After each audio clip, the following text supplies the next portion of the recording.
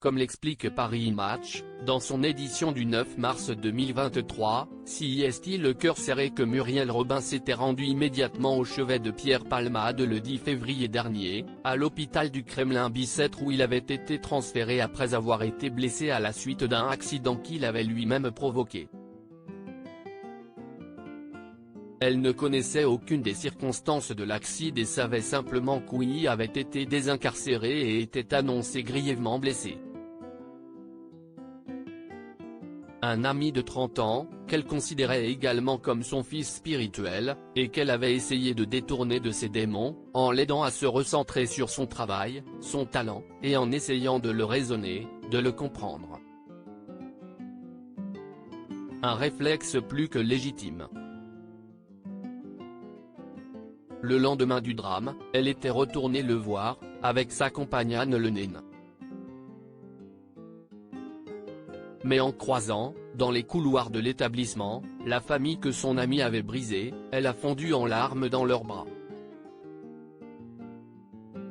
Le magazine ajoute qu'elle s'est presque sentie coupable de cette situation, et de ne pas avoir pu éviter le drame.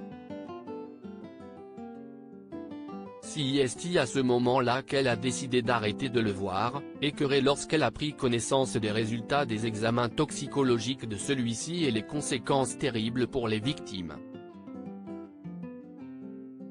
À la fois bouleversée et écœurée, elle a aussi été bouleversée par les soupçons de pédophilie concernant son ami. Mais en apprenant par la suite que l'humoriste avait été victime d'un AVC, elle s'est demandé s'il allait mourir. CIST alors que certains bons souvenirs qu'elle partage avec lui sont remontés. Il faut dire qu'ils en ont vécu des choses en commun, entre les émissions, les sketchs.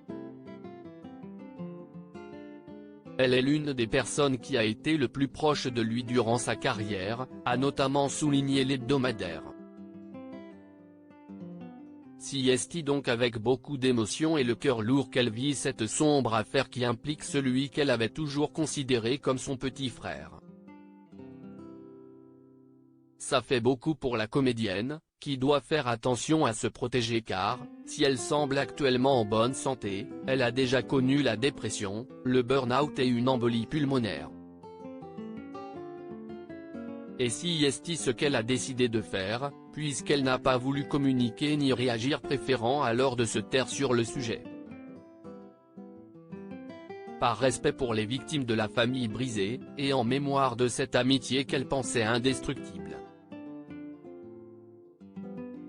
Une question de décence.